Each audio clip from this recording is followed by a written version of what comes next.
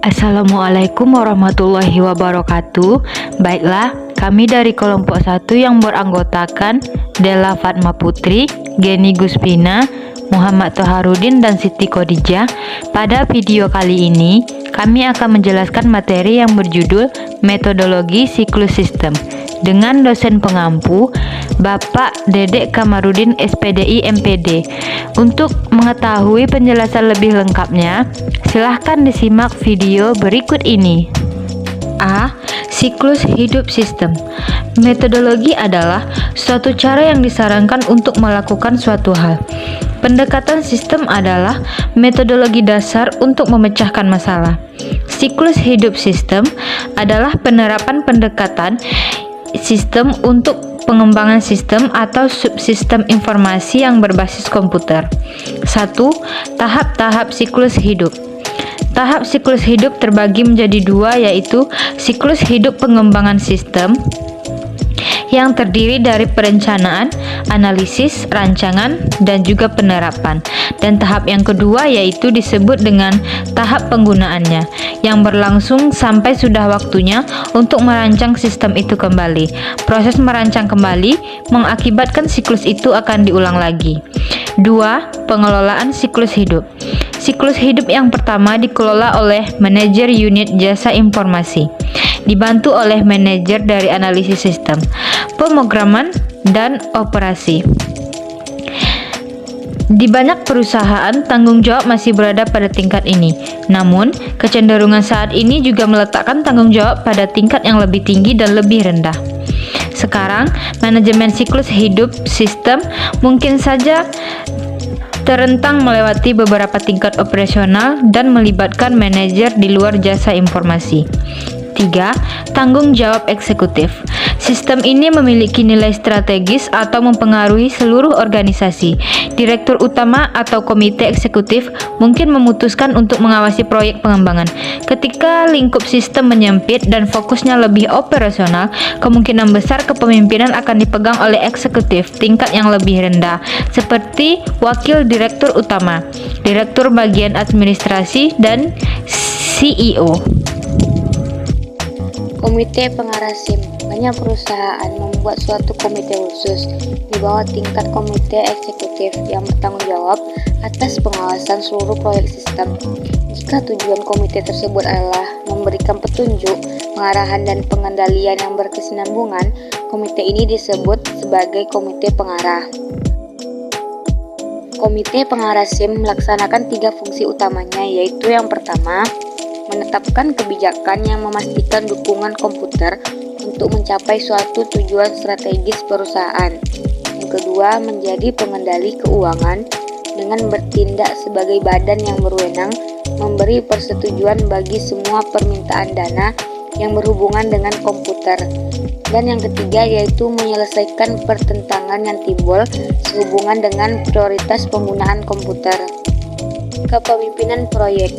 Komite pengarah SIM jarang terlibat langsung dengan rincian pekerjaan. Tanggung jawab itu ada pada tim proyek.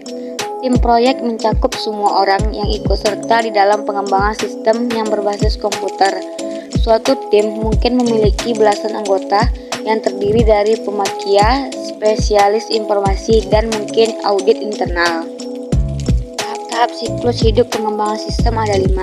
Yang pertama, tahap perencanaan. Yang kedua, tahap analisis. Yang ketiga, tahap rancangan. Yang keempat, tahap penerapan. Dan yang terakhir yaitu tahap penggunaan. Prototipe adalah memberikan ide bagi pembuat maupun pemakai potensial tentang cara sistem akan berfungsi dalam bentuk lengkapnya. Adapun jenis prototipe, yang pertama adalah prototipe jenis 1. Sesungguhnya akan menjadikan sistem operasional langkah-langkahnya. Mengidentifikasi kebutuhan user. Yang kedua, mengembangkan prototipe. Yang ketiga, menentukan apakah prototipe dapat menerima. Yang keempat, menggunakan prototipe. Yang kedua adalah prototipe jenis 2. Merupakan suatu yang dapat dibuang yang berfungsi sebagai cetak biru bagi sistem operasional. Yang pertama, mengadakan sistem operasional. Yang kedua, menguji sistem operasional. Yang ketiga, menentukan jika sistem operasional dapat diterima menggunakan sistem operasional. Poin selanjutnya, tujuan prototyping. Dibuatnya sebuah prototyping bagi pengembang sistem bertujuan untuk mengumpulkan informasi dari pengguna sehingga pengguna dapat berinteraksi dengan model prototipi yang dikembangkan, sebab prototipi mengembangkan versi awal dari sistem untuk kelanjutan sistem sesungguhnya yang lebih besar. Manfaat lainnya dari penggunaan prototyping adalah 1.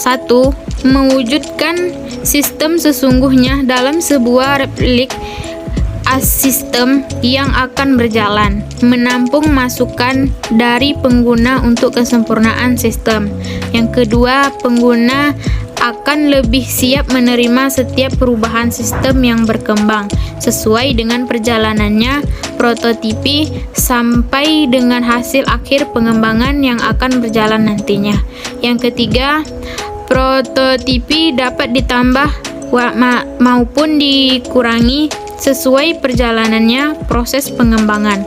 Kemajuan tahap demi tahap dapat diikuti langsung oleh pengguna. Yang keempat, penghematan sumber daya dan waktu dalam menghasilkan produk yang lebih baik. Adapun 2 langkah-langkah prototipi. Prototipi dimulai dengan pengumpulan kebutuhan, melibatkan pengembang dan pengguna sistem untuk menentukan tujuan, fungsi, dan kebutuhan operasional. Sistem langkah-langkah dalam prototyping adalah sebagai berikut. 1. Pengumpulan kebutuhan. 2. Proses desain yang cepat. 3. Membangun prototipe. 4. Evaluasi dan perbaikan. Adapun mengumpulkan kebutuhan melibatkan pertemuan antara pengembang dan pelanggan untuk menentukan keseluruhan tujuan. Dibuatnya perangkat lunak. Mengidentifikasi kebutuhan berupa garis besar kebutuhan dasar dari sistem yang akan dibuat. Desain berfokus pada representasi dari aspek perangkat lunak dari sudut pengguna. Ini mencakup input, proses, dan format output. Baiklah, itu tadi penjelasan materi dari kami mengenai metodologi siklus sistem. Semoga teman-teman semua bisa memahaminya dengan baik. Terima kasih. Assalamualaikum warahmatullahi wabarakatuh.